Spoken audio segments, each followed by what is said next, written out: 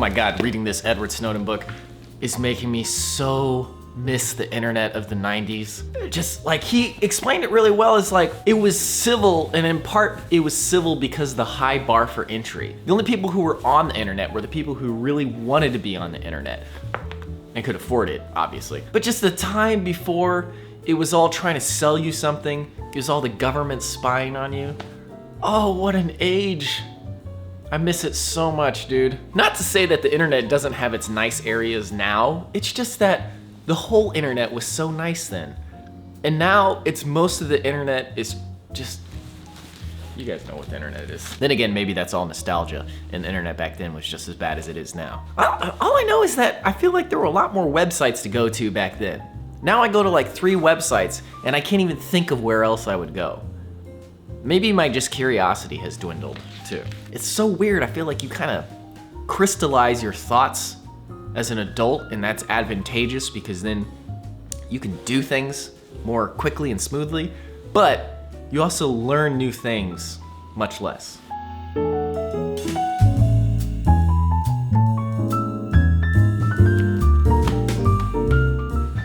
You know, I almost always have to take showers in the winter just to stay warm. It's no longer about being clean, it's about surviving. Survival, baby. Okay, time to edit a literal mountain's worth of editing. You know, because I climbed the mountain. Did you know that? Did you know that? I don't know if you knew that. Climbed a mountain.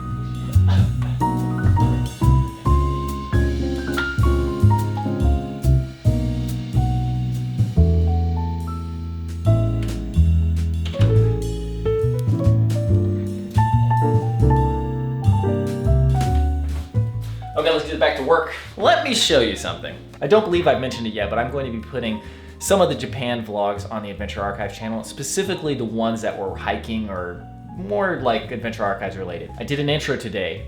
It's 10 seconds long. It took me 3 hours to edit. In 2006, I spent a year studying in Japan. In 2015, I came back, met with friends, and explored the country. In 2016, I brought my cohorts back with me and we scaled the mountain. This time, armed with a rail pass that would let me explore the country with ease, I set off in search of adventures. The first one taking me to Mount Nokogiriyama. Okay.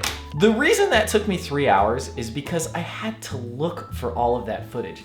It is amazing how sometimes video editing is a very creative, linear process that just flows out, and then other times, it's just looking for footage. My buddy Derek edits these trailers, and he does them for games. I do not know how he does it because just the sheer amount of time that it would take to capture everything and get to a certain point in the game. Like if you're playing like a 30-hour game, let's even do a 10-hour game. That's 10 hours minimum of capturing all the footage that you'll need. Minimum. Unless somebody has like a debug kit and gets you the right clips, which I'm sure he gets to do on occasion, but lots of times you just have to play through the game and it's like, it's a lot of work. That is my least favorite part about video editing, is looking for stuff. But when you find just the right clip, that is primo brezets right there. Okay, quick story time. This right here is the Sony 55mm f1.8 lens. It is my favorite lens of all time. It looks so good. I've never seen anything look this nice. And the main reason is the shallow depth of field that you can get with it. Oh, it's so nice. Now this only works with my Sony camera. And now would you believe that my Sony camera is in for repairs again? Is anybody surprised by this at this point? No, the mic jack is messed up if you're curious. Anyway, the thing is that I don't like using my Sony camera, but I like the way that lens looks. So I'm trying to find a lens that will give me kind of that same shallow depth of field that lens gives me, only using it on my Panasonic. I did a little looking and I was like, I could probably do an 85mm f1.2. That'd do the trick. Now I've talked about this before, but it's kind of a delicate balance for me to buy new camera equipment because I enjoy camera equipment and it's also my job. So sometimes I can convince myself that I'm buying something for the job when I'm actually just buying it for myself. In this particular instance, this is a worthy purchase. This is from an eBay seller called Map Camera. They're based in Tokyo, but for some reason when you order it, the shipping's free and it takes like a day to arrive. Like I don't understand what sort of deal with the devil they did to get their shipping so fast and so cheap, or if they're just eating the cost. But here it is. I love Micro Four Thirds, man. Everything's so compact and just look how solid. Come on, Micro Four Thirds. Michael Four Thirds, good work. Now the thing is, I've never actually used the 85mm lens before, so I'm not too familiar with shooting with a focal length like this, if it's gonna be too constricting or if it'll be okay. Right now, it looks really nice. That's one thing. Let's go test it out a bit.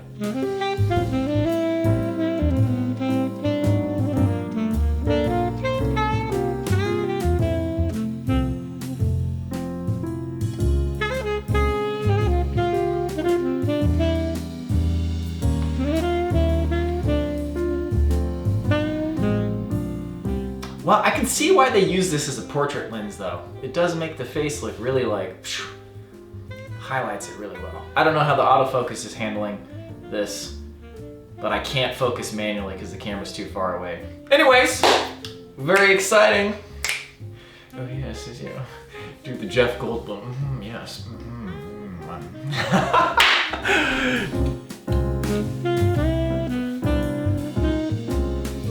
Oh man, some days your brain is just not having it. I was sitting there editing. I was getting slower and slower and slower. What did Stevie do? He was like, sometimes that's the way it goes. Anyways, I finally gave up and I was like, oh, that's fine. I'm gonna take a break. Actually, that intro I was talking about was the biggest hurdle to getting started. So now that that's out of the way, tomorrow's editing should be just fine. This Edward Snowden book is really good, man. One of the things he said is kind of what I was talking about the other day about how everybody's acting like people are perfect. Especially with the internet now, when there's a record of everything you've done. You make one little mistake and everybody just completely throws you under the bus and like, you're not a human being anymore. You made this one mistake, you're dead. He was applying for security clearance and he considered deleting all of his old posts from message boards. Stuff that he said when he was younger that he didn't either believe anymore or he just said at the time to get attention. Just stuff that, you know, every dumb kid says, right? And he says, I didn't want to live in a world where everyone had to pretend that they were perfect because that was a world that had no place for me or my friends. Everybody's acting like everybody's perfect. Like now that there's a record, it's like, oh yeah, everybody's perfect. Do you know all the dumb stuff you and I have said and done in our lives that we're not proud of and we're like, man, but it happened. Whether there's a record of it or not, it happened. And now that just people have access to those records, they're like, oh, you said this one thing, you made this one ugly tweet, and then now you're dead. Like you're fired, you no longer have a job. It's just like, what is this? Anyway, it's a good book. Okay, that'll do it for today's vlog. Thank you very much for watching. I'll see you in the next one. Oh baby. Oh Mindy, you came and you suited. Oh Mindy, you came and you gave without flaking. But I said you've been gay, oh Andy. You kissed me and stopped me from something. And I, uh-oh.